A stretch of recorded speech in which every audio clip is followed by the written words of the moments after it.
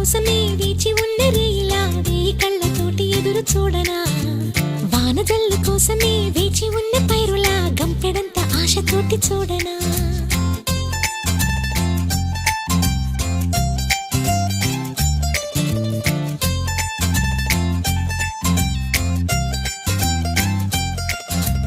జోల పాట కోసం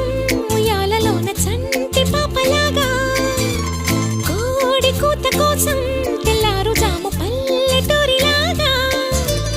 ఆగనే లేనుగా చెప్పవా నేరుగా గుండెలో ఉన్న మాట